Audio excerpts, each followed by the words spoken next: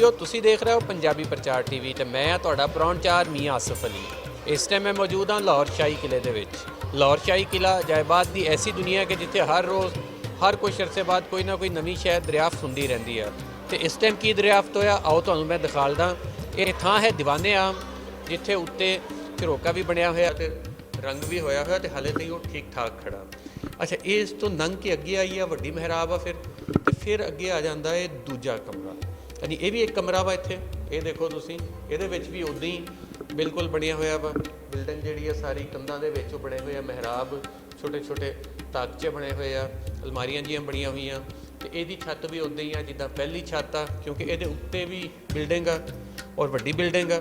ਅੱਛਾ, ਇਹਨੂੰ ਜਦੋਂ ਲੰਘੇ ਆਈਏ ਤੇ ਅੱਗੇ ਆ ਗਈ ਆ ਤੀਜੀ ਬਿਲਡ। ਇਹ ਤੀਜਾ ਕਮਰਾ ਵਾ। ਇਹ ਹੁਣ ਪਹਿਲਾਂ ਮੈਨੂੰ ਉੱਤਰ ਲੈਣ ਦਿਓ ਥੱਲੇ। ਇਹਦੇ ਵਿੱਚ ਜਿਹੜਾ ਲੱਗਦਾ ਵਾ ਨਾ, ਕਿਉਂਕਿ ਅਸਲ ਰਸਤਾ ਮੈਨੂੰ ਆਹ ਦੇਖੋ, ਇਹ ਬਿਲਕੁਲ ਉੱਦਾਂ ਦੀ ਪਹਿਲੇ ਤੇ ਤੁਹਾਨੂੰ ਮੈਂ ਦੱਸਦਾ, ਇਹ ਵੀ ਉਵੇਂ ਦਾ ਹੀ ਆ ਬਿਲਕੁਲ, ਜਿਹੜੀ ਜਿੱਦਾਂ ਪਹਿਲੇ ਦੋ ਕਮਰੇ ਆ ਉਵੇਂ ਦਾ ਹੀ ਇਹ ਆ ਤੀਜਾ। ਇਹਦੇ ਵਿੱਚ ਵੀ ਕੰਧਾਂ ਦੇ ਵਿੱਚ ਉਹੀ ਆ। ਇਹ ਇੱਧਰੋਂ ਤੇ ਬਿਲਕੁਲ ਬੰਦ ਲੱਗ ਰਿਹਾ, ਪੱਟ ਕੇ ਵੀ ਦੇਖਣ ਦੀ ਨੂੰ ਕੋਸ਼ਿਸ਼ ਕੀਤੀ ਗਈ ਆ। ਉਹ ਦੇਖ ਸਕਦੇ ਹੋ ਤੁਸੀਂ ਤੋੜਨ ਦੀ ਕਿ ਕਿਤੇ ਇੱਧਰੋਂ ਤੇ ਨਹੀਂ ਰਸਤਾ ਅੱਗੇ ਜਾ ਰਿਹਾ, ਪਰ ਉਹ ਕਿਉਂਕਿ ਬਿਲਕੁਲ ਬੰਦ ਹੈ ਇਸ ਲਈ ਕਲੀਅਰ ਹੋ ਗਿਆ ਕਿ ਇੱਥੋਂ ਤੇ ਰਸਤਾ ਅਗਲੇ ਪਾਸੇ ਨਹੀਂ ਜਾ ਰਿਹਾ। ਅੱਛਾ, ਯਾਨੀ ਕਿ ਇਹ ਇਹਦੇ ਕਮਰੇ ਦਾ ਇੱਥੇ ਐਂਡ ਆ। ਪਰ ਇੱਧਰ ਤੁਸੀਂ ਦੇਖੋ ਕਿ ਆਹ ਇੱਥੋਂ ਪੌੜੀ ਉਤਰ ਰਹੀ ਹੈ ਥੱਲੇ। ਇੱਧਰ ਦਿਖਾਓ ਜੀ ਫੈਸਲ ਮੀਆਂ ਕਿ ਆਹ ਪੂਰਾ ਇੱਥੇ ਫਰਸ਼ ਆ। ਫਰਸ਼ ਦੇ ਨਾਲ ਆ ਦੇਖੋ ਕੰਧ ਪਲਸਤਰ ਹੋਈ ਹੋਈ ਹੈ ਬਕਾਇਦਾ ਤੌਰ 'ਤੇ ਪੁਰਾਣੇ ਦੌਰ ਦੀ। ਆਹ ਇਹਦੇ ਨਾਲ ਆ ਪੌੜੀ ਥੱਲੇ ਨੂੰ ਉਤਰ ਰਹੀ ਹੈ। ਇਹ ਹੁਣ ਇਹਦੇ ਦੋ ਸਟੈਪ ਆ ਅੱਗੇ। ਇੱਧਰ ਆ ਦਿਖਾਓ ਜੀ, ਆਹ ਇੱਧਰ ਨੂੰ ਵੀ ਖੋਲ੍ਹਣ ਦੀ ਕੋਸ਼ਿਸ਼ ਕੀਤੀ ਗਈ ਆ। ਆਹ ਦੇਖੋ ਇੱਧਰ ਨੂੰ ਨਾ ਹੁਣ ਇਹਨੂੰ ਪੱਟਣ ਦੀ ਕੋਸ਼ਿਸ਼ ਕੀਤੀ ਗਈ ਆ। ਥੋੜ੍ਹਾ ਜਿਹਾ ਇੱਥੇ ਲੱਗ ਰਿਹਾ ਵਾ ਕਿ ਕੋਈ ਸਟਰਕਚਰ ਟਾਈਪ ਜਿਵੇਂ ਕੋਈ ਇੱਥੇ ਕੁਛ ਬਣਿਆ ਹੋਇਆ ਸੀਗਾ।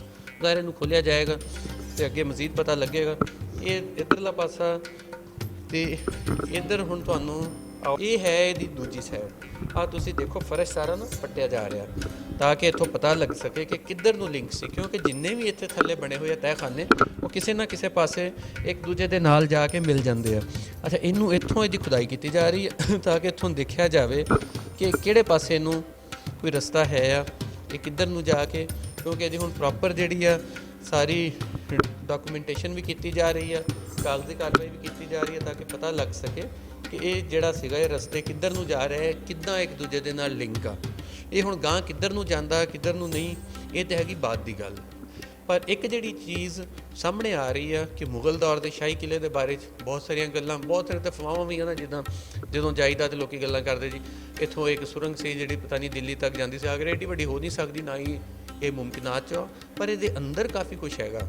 ਅੰਦਰ ਇਹਦੇ ਸੁਰੰਗਾਂ ਵੀ ਹੈਗੀਆਂ, ਅੰਦਰ ਇਹਦੇ ਤਹਿਖਾਨੇ ਵੀ ਹੈਗੇ, ਅੰਦਰ ਇਹਦੇ ਕੈਦਖਾਨੇ ਵੀ ਹੈਗੇ। ਅਤੇ ਉਹ ਕਾਫੀ ਸਾਰੇ ਆ, ਬਹੁਤ ਸਾਰੇ ਬੰਦ ਸੀ, ਬਹੁਤ ਸਾਰੇ ਮਿਲਦੇ ਰਹਿੰਦੇ ਆ, ਬਹੁਤ ਸਾਰੇ ਇੱਥੇ ਜਿਹੜੇ ਹੰਗਾਮੀ ਅਖਰਾਜ ਦੇ ਰਸਤੇ ਆ, ਜਿਹੜੇ ਐਗਜ਼ਿਟ ਆ ਉਹ ਵੀ ਨਿਕਲੇ ਹੁੰਦੇ ਆ ਜਦੋਂ ਖੁਦਾਈ ਹੁੰਦੀ ਆ। ਇਹ ਵੀ ਐਵੇਂ ਹੀ ਨਿਕਲਿਆ ਵਾ ਕਿਉਂਕਿ ਬਿਲਕੁਲ ਬੰਦ ਸੀ। ਉੱਤੇ ਫਰਸ਼ ਅਸੀਂ ਵੀ ਹੁੰਦੇ ਜਾਂਦੇ ਰਹੇ ਇੱਥੇ, ਕਦੀ ਇੱਦਾਂ ਦਾ ਕੁਛ ਇੱਥੇ ਨਹੀਂ ਦਿਸਿਆ।